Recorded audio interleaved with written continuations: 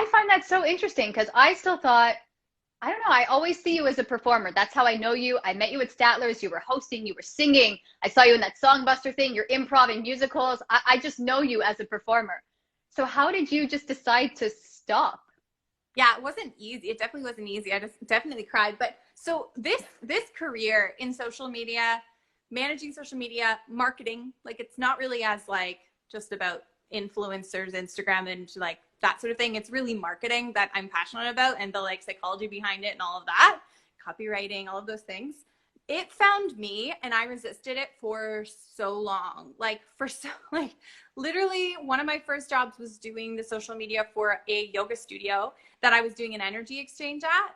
And I was just there Sunday mornings working the desk so that I could get free classes that I never went to. And and the owner was like, Jenna, you seem to know a lot about Instagram. Will you take over our Instagram? And I was like, no, that's not something that I do. And then he asked again and again. And then one day and I was just like, I'm an actor. I also bartend. That's what I do. What do you mean market for you? I have no, like, I have an awareness of public image from a lifetime in like the spotlight, but like, that's it. And yeah, so one day he was like, Jenna, what day is good for you this week to come by and discuss your rate? I'm like, okay. So I started managing his Instagram and Facebook for this yoga studio and I loved it. I had the time of my life. I was like dragging photo equipment across the city, getting yogi influencers to come by and giving them free photo shoots in exchange for shout outs and running like contests to win passes. And like, I was having the best time. And then I started doing this social media for the bar I was working at. And then people started sending me referrals. And then it just kind of blew up from there. And it got to the point where it was like, as an actor, I'm fighting every day. And I've done everything that you can name to like make it in that career, like make your own work, go to this class, send these letters, go to LA, like name the thing. I did the thing. And I just felt like it was a constant struggle. And then this started to just be easy. So. You're really good at it. Thanks. No, I mean, look, I love my freebies. So obviously I downloaded your free thing that you offer in the link tree. I'm like, this is adorable, but also so helpful because it was like saying yes to questions I shouldn't have said yes to. I'm like, oh, maybe I shouldn't obsess over my posts. Maybe I need to talk to Jenna. So it was, because this is what happens, because I either post a lot or then I'm like, oh, I'm done with social media. Goodbye, no more posting. Or then I'm like, oh, maybe I'll keep posting. So I love what you said, even things like you don't actually have to do more than 2 posts a week. I'm like, you're the first person to say that. Because everyone's like, yeah, you got to post every day. I'm like, I don't know what I'm going to post every day. Here's a picture from my window. What is going on in my life right now? Very confusing.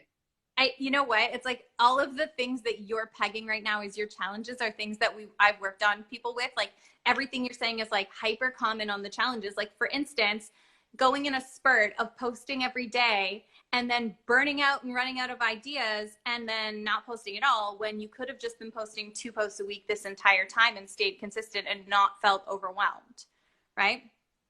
And it's funny for people that don't know social media, it sounds like, what's the big deal? You post a picture and move on.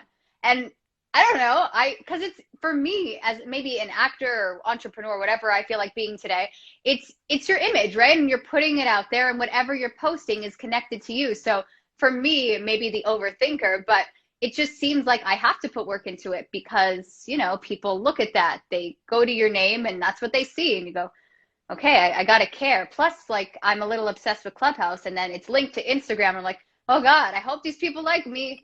There you go. I can do this. Ta-da. Like, yeah. It's very, I feel, as we're talking about this, I'm like, oh, I want to redo my feed. We're going to end this chat so I can redo my Instagram. No.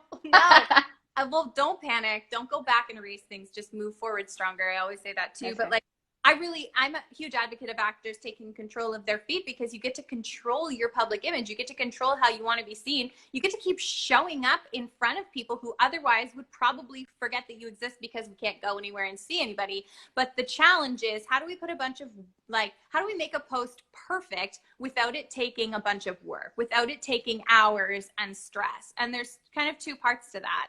It's one, having a content strategy.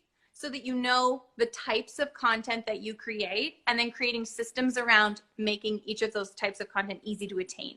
So one way that that might look is meeting a photographer and bringing 5 outfits and getting a whole bunch of photos in one day. So you don't need to just look out your window and take a picture of what you see, because you've got a stockpile of 50 photos to choose from that all look different, right? So like, I'm a huge advocate of making systems. I have a student who teaches like fitness and team building and play, and she posts energy bursts. She's so good at it. She posts energy bursts on LinkedIn.